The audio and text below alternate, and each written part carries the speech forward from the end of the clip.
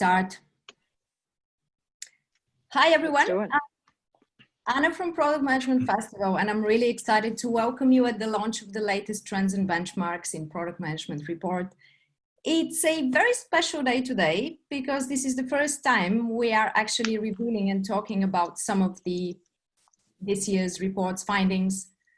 And it's a very special day also because Oracle and SAP, for the first time in history, are sitting together at this virtual table to chat about the report's findings. If you have any questions about this discussion today, please do send them in the chat after Timo and Kirsten have finished. And I thank you all for joining very much. And I'd like to now give the word to Kirsten Mann. Thanks. I think SAP and Oracle still have, Zoom's allowed us to still have some distance, so I'm sure we're all safe here. But hi, everybody. I'm Kirsten Mann, Global Vice President of Product Experience for Oracle's Construction and Engineering Global Business Unit. This is my second year working with the Product Management Festival Board, which is often referred to as PMF. And for those of you who've just kind of stumbled across PMF and wondering what this is all about, they've been around for about 7 years, and it's one of the world's largest global communities for product managers. Now, today, I'm thrilled to be able to share with you an exciting new publication, and it's just hot off the press, so we're super excited about this. It's what the Product Management Festival calling Trends and Benchmarks report. And I'm not going to be talking about this all on my own today. Joining me is Timo Wagenblatt, Global Vice President of Product Management at SAP. Now, Timo's team is located in Germany and focuses on the quote-to-cash and services product for SAP. And because Timo has so much time on his hands, SAP kind of doesn't really keep you busy, of course. In 2018, he started his own startup to help product managers and founders called PYPR, Software Product Management. Welcome, Timo. Thanks, Kirsten. Thank you very much. And welcome to everyone also from my side. And also super excited to launch this Trends and Benchmark report today with you all and share the insights in there. So it's really a fantastic event. We spent quite some time, so Anna and the team, in looking into the data. Welcome also from my side. So can you give us a bit of an elevator pitch of what the report is all about? Yes, sure. So first, let me admit some other people. I said great interest in here, so thank you very much for all joining. So the report, hopefully some of you have joined and answered the report, the questions in the past. We got over 2,000 product people actually to answer the report, the questions, the survey on the report, to share their view on product management, on product at all. If you didn't, please do it next time. I really appreciate it. We could double the participants actually from last year, so that we get even more valuable data. And you see that we have quite a good mix in this in our participants. As said, more than 2,000 people responded. 32% of third work for larger companies with more than 2,000 employees. From a gender ratio, we're not even. However, we might somehow reflect the population in here. So with 35% women actually answering. Then also globally, there's still more countries that could answer, or representatives out of there, but we have at least 30 countries represented in the survey. And also from a range of roles, we actually had from newbies in the product area, junior PMs, business analysts, up to CEOs and founders, head of products, VP of products. So good mix as well there. And I can't see the number here, but I think it's 22% of persons who were product leaders. Right, so there's a great mix there, and I think the fact that there's 2,000 people inputting into this is fantastic. But as you said, we're going to give some information at the end to encourage people to get their colleagues to come into this for next year as well. So we get 4,000 people. That's what we want to see next year. So let's actually jump straight into the findings.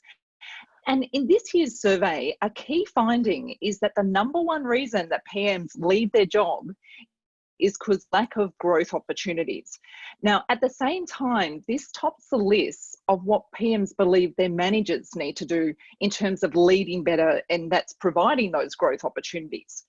Now, we did say the title of this webinar was The Good, the Bad and the Crazy. And quite frankly, to me, this sounds a little bit crazy if people believe their manager has full responsibility for their growth. Okay, so Timo, I want you to bring some sanity to this. Can you briefly elaborate and tell us what's really some of these examples and what examples of those growth opportunities people are looking for? Yeah, absolutely. So as said, it's obvious that being in product, we want to grow. And as you said, however, there's obviously also a responsibility of every product manager, every business analyst, every junior PM to work on these opportunities. And as you said, providing growth opportunities as a manager, also my team is also kind of a balancing act, because yes, you want to provide more autonomy to your people. However, you also need to work on consistency and enable product managers to do the job, to live up to more responsibility, which comes with growing opportunities. Growth opportunities are actually valid in different dimensions. You can actually grow along being responsible for broader functional piece of your product, or even a full product, or a suite of products.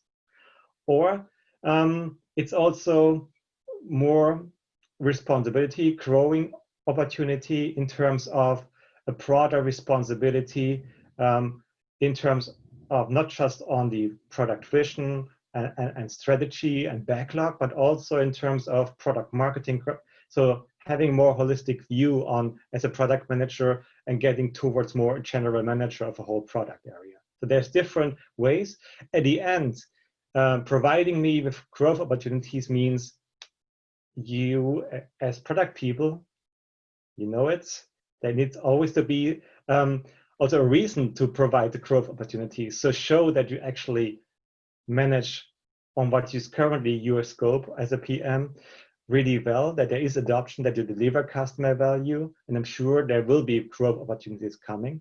And if not, at the end, also, if you look into the industry, many PMs were growing and had great mentors, even to CEOs of really large product companies nowadays, which is good, because what we see there is also a trend that these bigger companies that are now headed by former product managers show that they are product-led and that they have a product mindset. And as a manager, providing growth opportunities, therefore, is also great to enable and help your team to broaden and even help maybe another product in your company or somewhere else. And you should be proud of that if you enable that as well. So that's a bit of a lengthy answer to this. And I think that, and there's something that we see here pretty regularly when people talk about another way to grow in their, what's the best way to get the next level in product management if you're within your organization. And consistently, the one thing I always advise people is really understand the business you're in. So it's not just, you kind of see this maturity going where people typically understand the product they're managing, but if you want to progress, you've really got to understand that the business you're within and the context of the other products within that business as well. So that's also the growth opportunity within your existing organizations. Understand the business and the other products and how you can contribute to that as well. Absolutely. Maybe also, if you look here at the chart, it's a call out also to the managers of product managers, because in my view, also the second and third item on the list, they're somehow related. If you get your product management team to broader, to create bigger opportunities, you also have to provide the training that they can actually do the job in a really good way. And also improving the way you give feedback, that actually people might not see that they already have a huge opportunity at hand, and you have to actually provide and transport this also really well to the teams. I think it all relates together. Okay, and so again, all of this is in detail in the report. So if people we're giving the teasers here today, but if you really wanted to dive in and see what that's talking about in detail, the report has all of these, the background there. We're just kind of giving you the taste of the various areas. So another area that's really interesting in the report, and it's something that's new, is psychological safety for product managers and also the product environment. So why did you decide to explore this subject, Timo, and what did you discover? Yeah, so psychological safety, maybe let me start with one of the definitions that are out there, because it's always good to start with a definition, in my view, and clarify the term up front.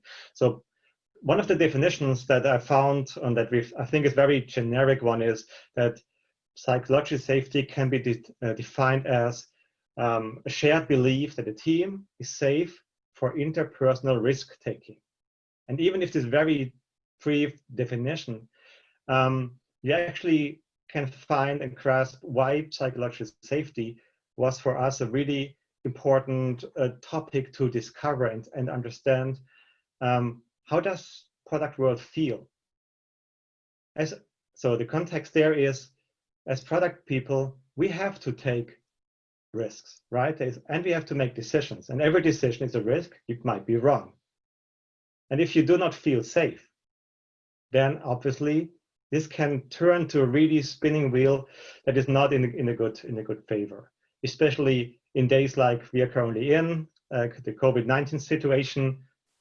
If psychological safety isn't there, then this might be a catalyst for some bad trend that is anyway currently happening in your organization, in your team, or for your product.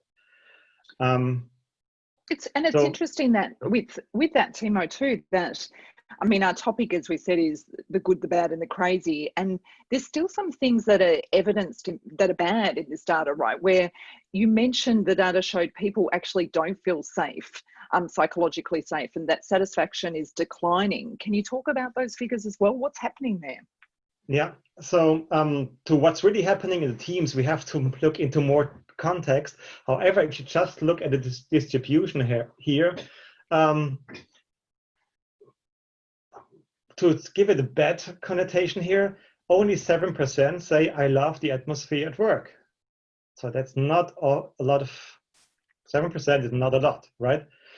And also, if you look at, if you say, well, up to psychological safety rating of 6, it's not really super cool. It's actually not comfortable. This actually would also mean 50% of the 2,000 people think that actually it's not really in a good shape. And if you look into a bit more details there on psychological safety, you also see that the level of psychological safety also determines whether and how happy you feel, or whether you actually want to leave the organization or the product. That actually is something we have to look into and we have to watch, especially, and you find lots of more insights in the report actually. So another teaser to download it later on and have a look. It's as you know, it's hard to onboard product managers. It's hard to find product managers, and if they don't feel safe, the likelihood that they leave you, the product, the organization, is actually pretty high. Yeah, so it's really interesting about that. Again, probably with the product leadership, there's onus there to really create those environments which make team members feel safe and that they can do their best work, which makes sense. But sometimes in the crazy that exists in organizations, it's easy to forget. So we've covered some of the crazy, we've covered some of the bad, but let's explore some of the good there as well. Tim, let's talk a bit about the perception of product management in organizations. And it sounds like it might have improved from last year, which is good. So what were your findings there? Yeah, so the good piece actually is that if you look at the numbers there, it's close to 90% of people who report back that product management is either equally valued to other roles in the organization or seen as a leadership function. And in my view, if you look back 2 years, 3 years, maybe 5 years, this wasn't always the case. Sometimes we heard a lot about PMs have actually to explain why they are there. It seems that this is, we got over this, and that's a good sign. That's a really good thing. We still have to discuss and talk to the 11% who said product management is not valued in the organization. What's the problem there? But I said 90%, close to 90%, seem to be in a good shape in terms of perception of product management as a function in the organization. Okay, and we might just pause for a moment because I think there's a question from Valroy that's come through which is relevant. It says, does the report look at how many organizations have clear product management philosophies? And more often than not, we see in family-owned businesses, the owner / the CEO is the product manager, and this is not always good. It links, this actually links into our next, what our next topic was going to be, isn't it, Timo, in terms of different types of organizations and product management as well. So did you want to? Yes, sorry, Kirsten. Yes, we will come to this, if you're okay, in a second. I would like to share also from, because we had quite a nice 30 countries, people out of 30 countries reporting back. I want to share that actually in the data you find, sometimes there is huge difference across the regions. It's not even by country, but across the regions to have a more significant data footprint. But in this case, actually, the good thing is the two positive things, like product management is valued equally or seen as leaders or key differentiators even, are somehow on the same level across the regions.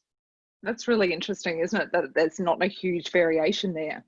Yeah, exactly. So, but you see in other areas that there is a more huger variation, and there's more slides. And as I said, this is just another glimpse here that you see that we looked at the same topic out of from different dimensions to give you as much as possible insights that you can then use to derive and either improve the perception of PM in your area or stay on the good level you are. So if that's, sorry, going to the next topic. Yeah, well, and linking to what Valerie was asking before, the report talks about 4 different types of organizations, and that includes startups, which often founders are still part of, agile, chaotic, and bureaucratic. Now, I think it's worth exploring each of these because it will answer some of the questions we're seeing coming through the chat. And it really, we've seen that and there's a lot of PMs on the webinar today who are from all of these different types of organizations. So I think they're going to find the things that are teased out of that relevant. But can you share some of the insights and the challenges that product managers, for example, are facing in startup organizations, and any tips on how to tackle those? Yeah. Okay, absolutely. And also, I think what's also important that this is like these stereotypes. However, if you're in large organizations like Kirsten and I am, you might find all of them and the mix of them in your organization. And when you ask for the top challenges, there is some commonalities actually. If you look at these 4 stereotypes from chaotic to bureaucratic, in 3 out of these 4, competing objectives in the organization is the top rated or top listed item as a top challenge for product management. Competing objectives in the organization, which somehow also describes our role, right? We are very often leading without authority, meaning we are sitting in the middle of all the stakeholders, all the internal stakeholders, and we have to deal with it. Therefore, this is obviously a challenge in our job by definition. And depending on the maturity of the organization, this might be a bigger challenge or might be something that actually is for the good, because you can drive everyone into the same direction. The other thing we have seen is, again, lack of time. Product managers, people working in product are busy. And again, this has been the top item at least for HR organizations that would claim they are working in an HR organization, but also for startups. Again, somehow that's clear. It's just the data shows that what we might have anyway in our guts is baked up with some more detailed data. And what are some other common patterns that you've seen across them? So what we've seen is that in, let me see here, I did some notes here because it's actually quite getting into the detail. So the not being able to influence management, that was another problem, but especially actually for more bureaucratic organizations. Then having lack of PM processes is more in the startup environment, one of the top challenges, if you look at the list here.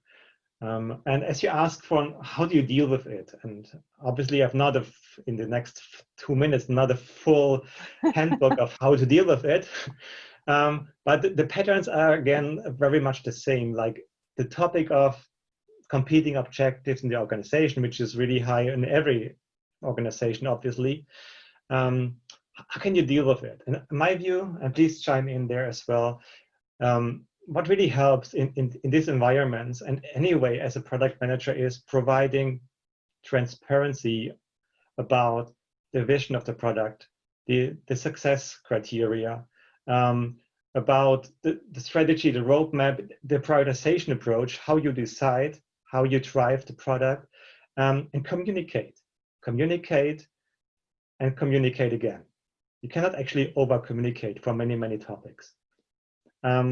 And if you back this up with data, I think then hopefully this challenge might get a bit simpler, and depending on your organization, it might never go away, but I think it will help others to understand what's their contribution, what's the demand from you, from the product, to the other teams in the organization towards product success.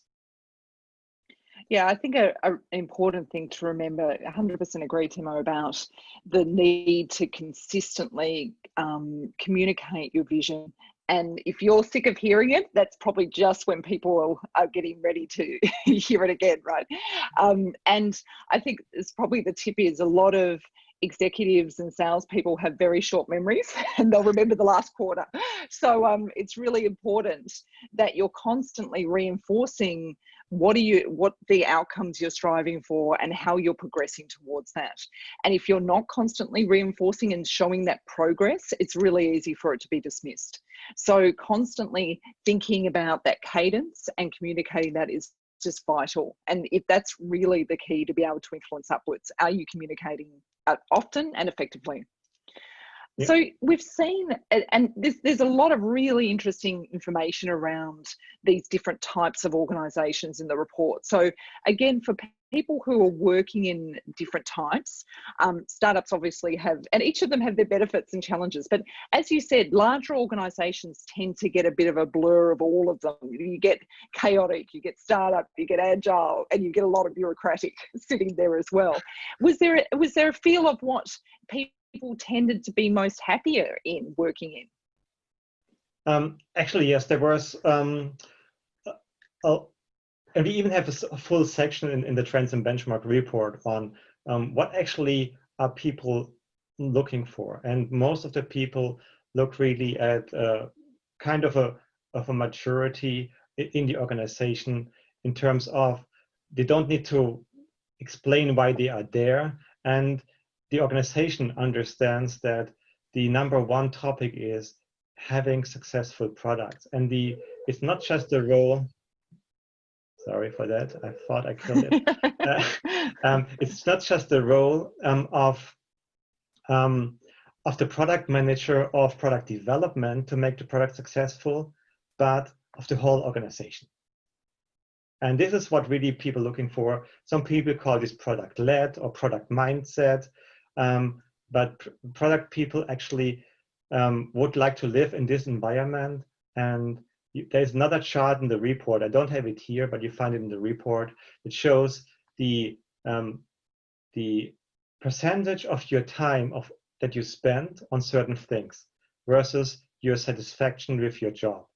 And it's a very clear correlation between the amount you have to do firefighting, you have to be in ad hoc meetings, versus the time that product people can spend actually improving the product. And people who have less firefighting, it's never going away, but who have really less firefighting, you see they're actually way more satisfied with their role, with their job. Versus people, you see that in the report, who have 60% or more of firefighting activity, they really are not happy with their role and the organization they're in. And we've had a question come through on this one, Timo, around lack of time seems to come up very strongly, consistently from what this person has heard as well from their teams. And they tell their product teams that when they're leading that, setting priorities is the number one thing you've got to really do. If you have that clear, everything will be a lot easier. And secondly, help your PMs with letting go of the less important things. And they've asked any other advice that you can share on this when people are struggling, I suppose, from the time perspective. And if you want to go first, Timo, I've got some thoughts on this one as well. Yeah, okay. So two things. Yes, prioritization is key. And not just prioritize and explain the decision, get people with you, why you prioritize and how you prioritize. And use also the power of no. Power of no means you have to say no, but you can say no in different ways. No, not now. No, maybe later, and explain why currently the request to you, the request to the product is not something you can do. And you have to really understand your product and your markets and your customers and the value to deliver it in a really good way to make these decisions. And decisions are hard because someone will not be happy, right? If we would have enough time, we could make everyone happy, but we don't. Therefore, be prepared and be transparent. That is not because of the person, because of the customer, because of the day. It is because for the product, this action is more important than the other one.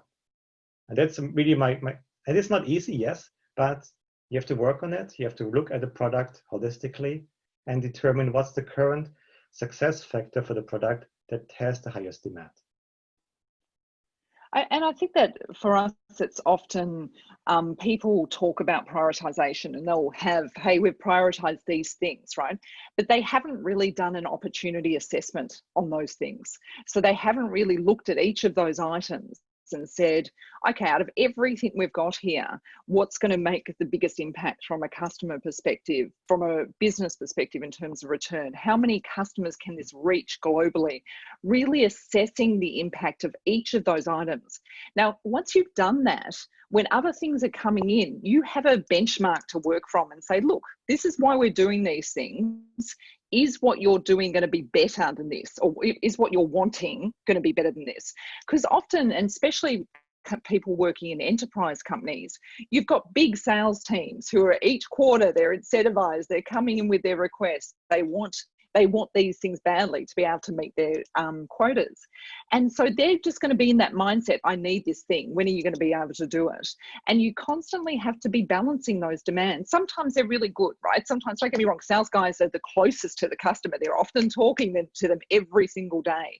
But you have to be balancing that demand with what you're going to get in return from that and be able to show that. And to your point, Timo, transparency. Show your thinking. It's okay to show how you came up with those numbers and things and what weighting system you're using. Sometimes people think that it will be gamed. If people know how you're weighting things, suddenly they're going to start gaming it. But you can't really game opportunity in numbers in the sense of if something is a certain market size, if something's going to make you a certain amount of money, something that isn't and is never going to live up to that, it becomes pretty clear pretty quickly. So really get into the opportunity assessment. And again, I think this is the difference between maturity and product managers. The new people newer to product management tend to stay with the features and working that through the delivery team. That as you progress in your product management career, you get more into the opportunity and strategic assessment of those items. hopefully that helped with some of the things that people were talking through. We've only got a couple of minutes left. I think Anna's going to let us go over it for a couple of minutes, so that would be cool. But COVID, right? COVID's hit us. With this report was obvious. Well, the data was collected before COVID came through. What do you think? We've seen that trends seem to accelerate a bit more because of COVID. What are you seeing from the data in this, Timo? Yeah, so absolutely. I think that this report gets even more important. You could argue, yes, but this was a different time, a different world when the data was collected. But as you said, the trends in the industry and also the trends in our profession, actually COVID-19 or this situation actually will work like a catalyst. And the topic of lack of time, I can only talk for myself and for my team. Since we are in a lockdown mode, since we are working all remote and in home offices, actually, we're even more busy. We're even from the morning to the evening in Zoom meetings, in whatever kind of virtual platforms, and you have even less value time for thinking, for the strategy, for talking to customers in a better way. So this trend of lack of time might be even accelerating. This means you have to be even better in finding the right skills and the right approach for your organization, for your team, for yourself to deal with it. On the other hand side, you also see that, and I see that again in the industry, and we had another webinar recently, that some product people are even more busy than before and others got laid off because of the situation in the economy, in the customer side. We see a great imbalance, and I think in the report you find some data, some glimpse that the good thing is there is demand for product people, and now we have to help the ones who, for whatever reason, got laid off to help them get back, because there is huge demand for product management expertise. Well, and a trend we're seeing, at least in Australia as well, is that people are getting more open to remote people as well, right? Like they've realized that this remote first mentality has had to come through for COVID, and that people can work remotely quite easily.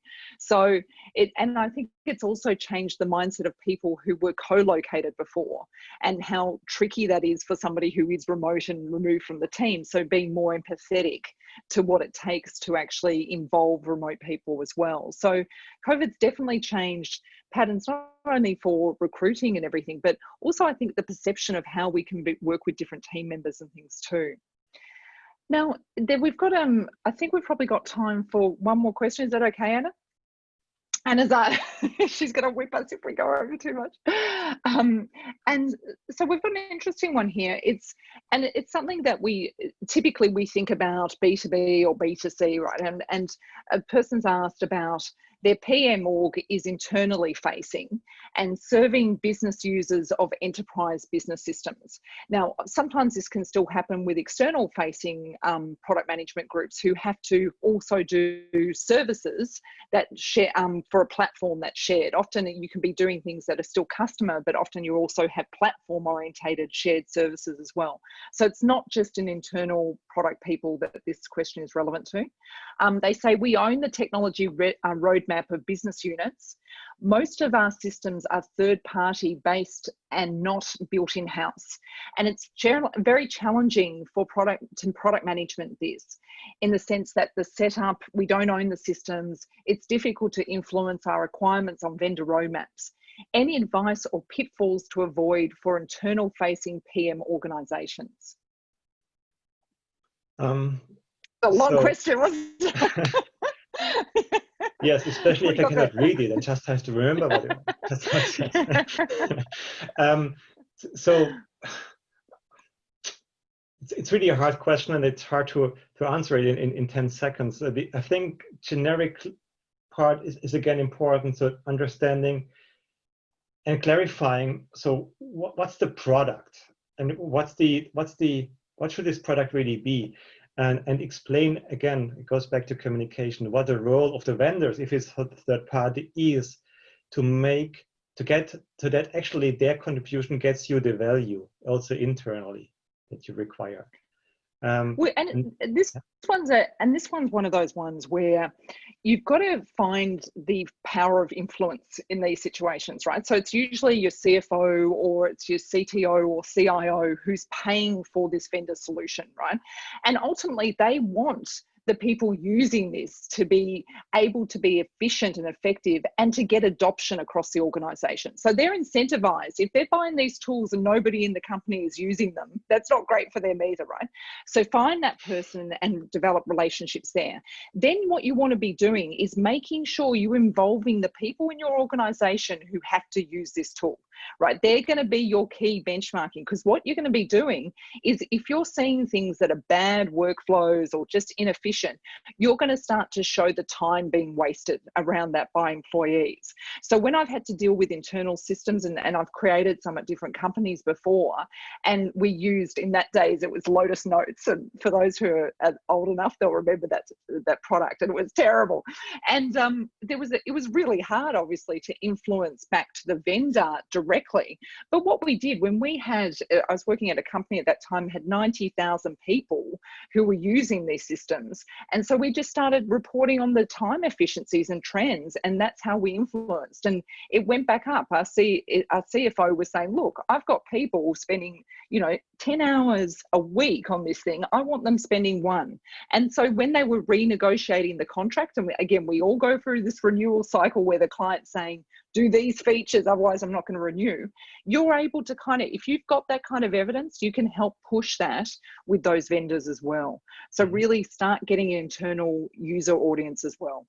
Yeah, so it's a really interesting position being a product manager for internal products, because you're on the one hand side like the customer, but you're also like the delivery unit for your customers, which is the users in your organization. And therefore it might help also to have this view and change the view and have empathy for both sides. And as you said, I think it's good advice, what you just explained, on working with the stakeholders and see who has the highest impact and value and can help to bring the product forward. And we see it with internal, like when we've got, but as I said, if you're in a SaaS product, often you now have platform teams that are going across. You might be focusing on a certain job on your platform, but what you typically have is people who are stitching processes end to end. Those stitching processes end to end usually are more internally focused, and they're in a similar position. They have to influence across groups and things. So again, exactly the same. You want to be getting the people who are having to use that and getting a bit of a voice into there and having that end to end perspective. So I think we've come to the end of our time, and maybe that's also something, if you can give us feedback, if people like this amount of time or want more time, or that we're open to that as well. But you'll see, and Anna's fantastically got this QR code for those who have QR code readers. We're sharing the report, and what we do ask is that if you share this report and share it with your colleagues and things, if you can actually redirect them to the link so they can register, then that way PMF get their details and they can involve them in the next round of the big survey that they do. So we can get to that 4,000 number next year. So Timo, thank you for sharing your insights today. It's been fantastic. We encourage you all, if you're not already following Product Management Festival on LinkedIn, that's at Product Management Festival is the thing to follow. And over the next couple of months, we're going to be doing some deep dives on different topics. It might be around the benchmarking survey. It might be around other topics that people are interested in. But what Anna's done is shared an email address. So if you've got specific topics that you'd like a couple of deep dive webinars on, and the PMF board for Europe and for Asia has some of the most experienced product people in the industry. So it won't just always be Timo or myself, it's the people from that product management board come on and we do different webinars at different times. So this is your opportunity to feedback to us the types of things you'd like to be hearing about and seeing. And I just really want to thank everybody for taking the time to attend today. For doing so, you get a discount code for the PMF Europe 2020, which is scheduled for November. So thank you for coming. Timo, anything to add? Anna, anything to add? Oh, thank you very much. It was great having you and great having so many people join. I'm just sharing here the LinkedIn, our LinkedIn page to follow us for the deep dives that are coming up. Some very interesting ones. surprise for now. And yeah, great. Thank you very much again. Yeah, also thank you from my side. Thanks, Kirsten. Thanks, Anna. And thanks. Now we can call the Trends and Benchmarks Report 2020 officially launched. Yay! Yes.